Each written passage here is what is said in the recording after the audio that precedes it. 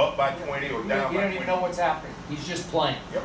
And yet, if you didn't have those two on your resume, you would not have survived missing the playoffs 7 of 9 times. You'd just be out. No, he would have not remained the starting quarterback in the New York Giants. Yeah. He probably would have been on his third team. Probably by would have now. been. And Skip, even though he won those Super Bowls, he won those 2 Super Bowls in a 5-year span, I really never looked at Eli as elite. I didn't. No. So we saw it coming on opening night. You know, as a Cowboy fan, I'm pretty nervous about the game. It was a domination, and it was very misleading because my team wasn't that good, and this team was really bad. Even worse. It was even worse. It was terrible, and it was, this final score, as you remember, was 19-3. Right. Eli's offense scored 3. The offensive line is terrible. Brandon Marshall had a bad night. He had a no night. He just wasn't even involved. And you say, well, this is wrong, that's wrong. Eli was wrong. Even though his numbers looked okay that night, his QBR did, it was 21, but he's just had another pretty miserable starting quarterback year. Again, but you can always make the excuse, well, he didn't have a running game until last week when finally Darkwood and the kid Gallman got going a little bit. Right. They did have 152 yards rushing.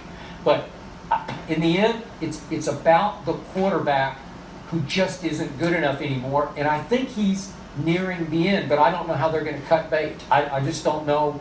There's not a successor ready, right? No. They drafted that kid, but I don't know if how And soon he's going to be ready. The thing is, Skip, when you look at it, and you look at Eli's numbers, you say he got okay numbers. Well, they're always behind in the fourth quarter. Yep. And so teams are playing prevent. So you look up, and he might have 20, 25 completions for 280, 300 yards.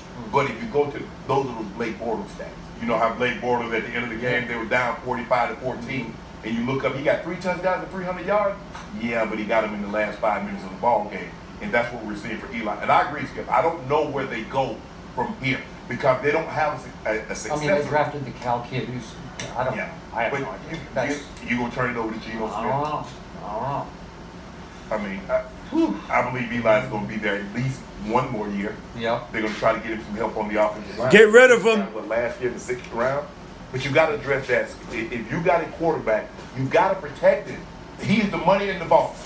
If you got money in the vault, you don't hire more cashiers. You hire a security guard with machine gun to protect the most valuable asset. Mm-hmm. Well, they just hiring cashiers. It's like, welcome to Wells Fargo. How you doing? The guy going right into the bank, getting the money, walking right up out of there. Okay, and to Eli's credit, I thought he was very good early in the playoff game at Lambeau last year without much help from the